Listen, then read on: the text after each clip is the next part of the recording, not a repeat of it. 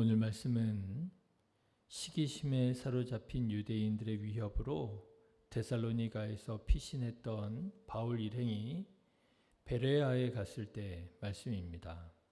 베레아는 데살로니가에서 마게도냐라고 평원이라고 하는 평원을 지나서 한 74km 정도 지나서 올림푸스 산맥 기슭에 위치해 있었던 도시였다고 합니다.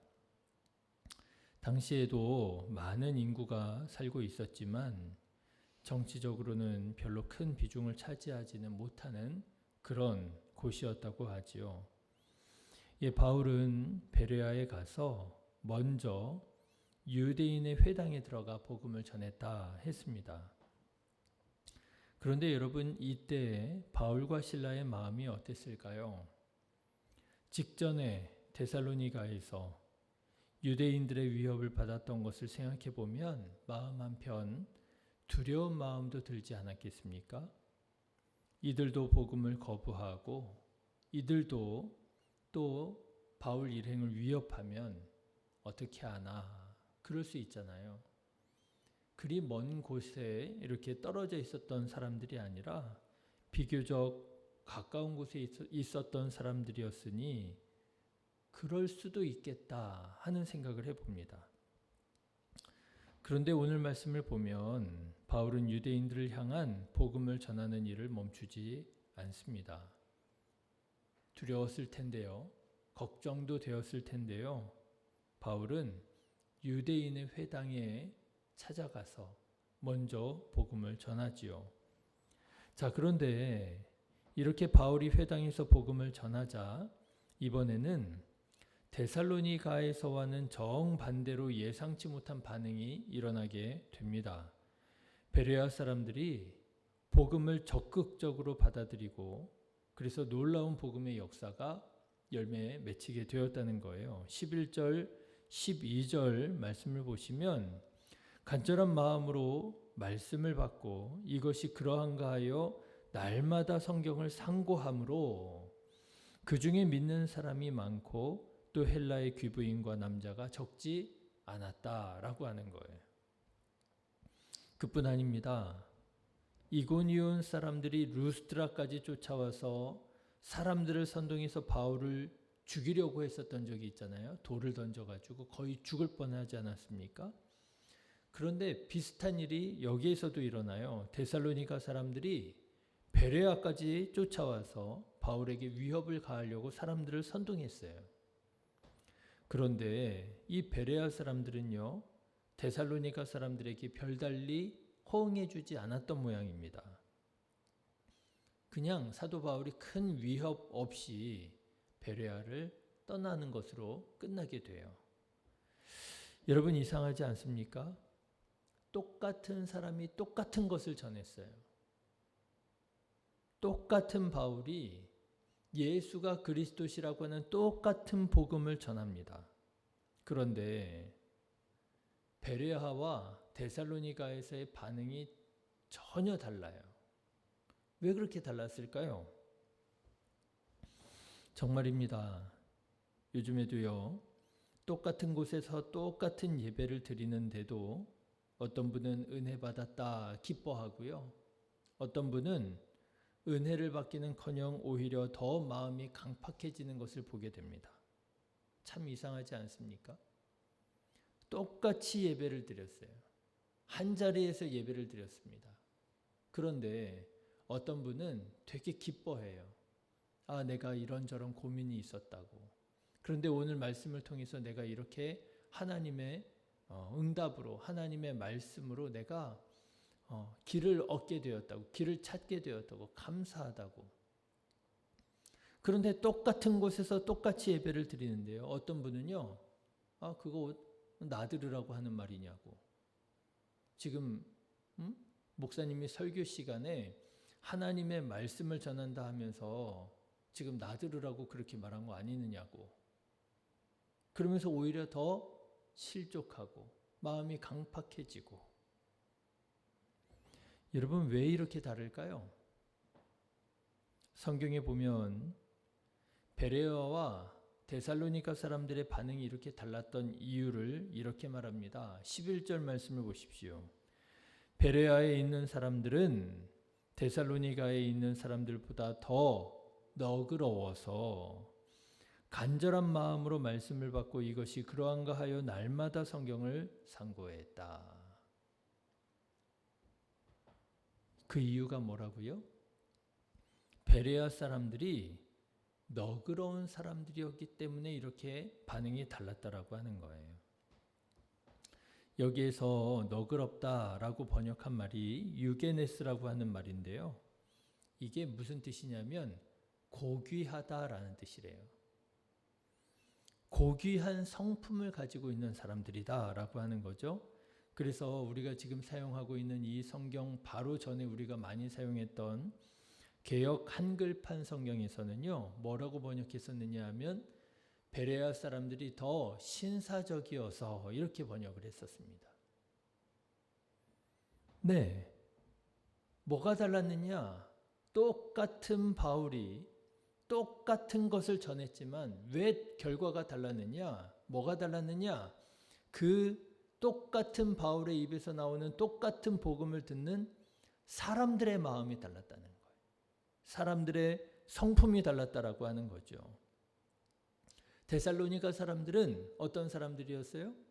바울이 전하는 말을 들을 때 시기하는 마음으로 들었다는 거예요.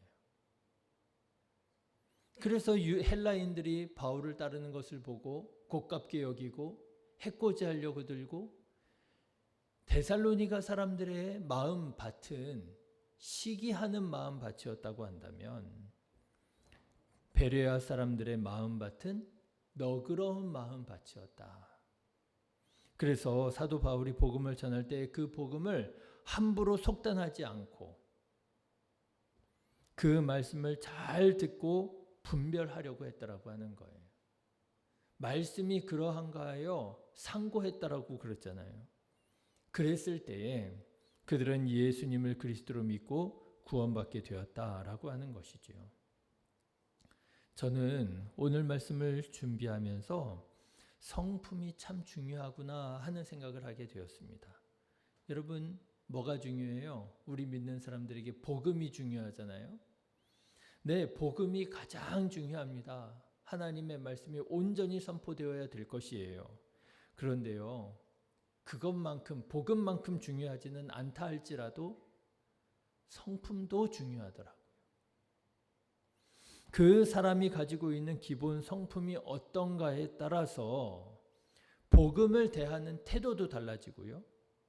복음을 받아들이는 여부도 달라지더라고 하는 거예요. 예수님께서는 비슷한 말씀을 하신 바가 있죠. 씨 뿌리는 자의 비유를 통해서 똑같은 농부가 똑같은 씨를 뿌리는데 그 밭에 따라서 결실이 다르다고 그러셨잖아요. 길가냐? 그래, 아무런 결실이 없고요. 돌짝밭이냐? 그러면 조금 이렇게 줄기가 나서 뭐 되는 듯 하지만 말라버리고요. 가시덤불이냐? 그러면 열매를 맺는 듯 하지만 찾을 만한 게 없고요. 옥토냐? 그렇다면 30배, 60배, 100배의 결실을 맺게 될 것이라고 말씀하셨고요. 예수님께서도 무엇에 대해서 말씀하셨습니까? 마음밭에 대해서 말씀하시더라는 거예요. 그 하나님의 말씀을 받아들이는 사람들의 믿음과 그 사람의 성품에 따라서 씨 뿌린 자의 그 씨의 열매가 달라지리라고 말씀하신 것이지요. 오늘 말씀도 보십시오. 11절 말씀 보시면은요.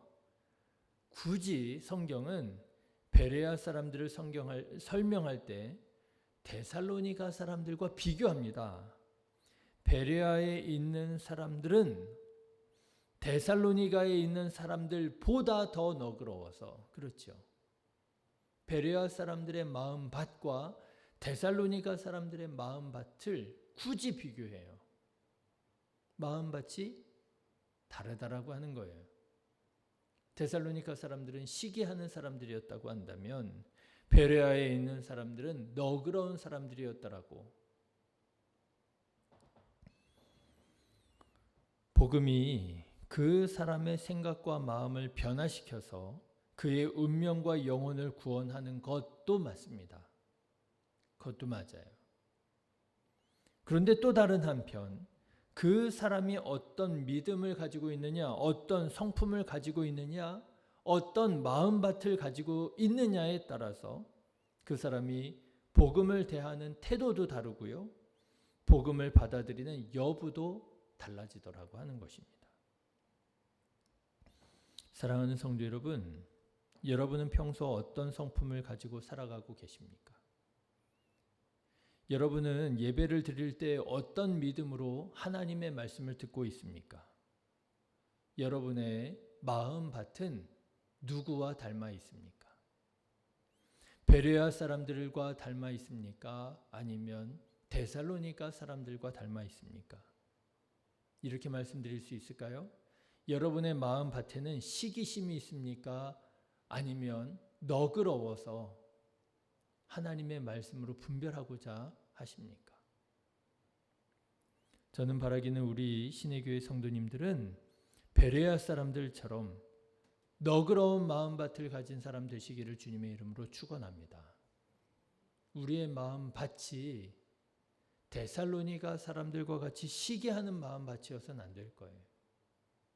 그러면은요, 진짜 살아남을 사람이 없어요.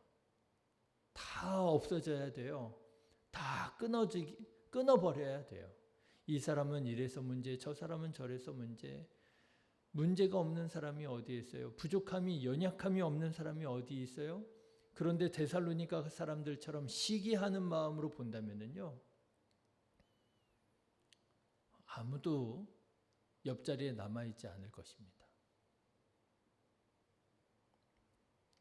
내가 알고 있었던 것을 고집부리는 것이 아니라 사모하는 마음으로 하나님의 말씀을 배우고 그 말씀이 정말 그러한가 하여 또 말씀으로 분별하고 정말 그렇다고 한다면 아무리 어색하고 낯설지라도 받아들이고 순종하는 그런 옥토와 같은 마음밭이 되셔서 하나님께서 우리에게 말씀 주실 때 그 말씀이 풍성하게 열매 맺게 되어지는 그런 은혜, 그런 감동을 누리며 살아가게 되시기를 주님의 이름으로 축원합니다. 기도하겠습니다.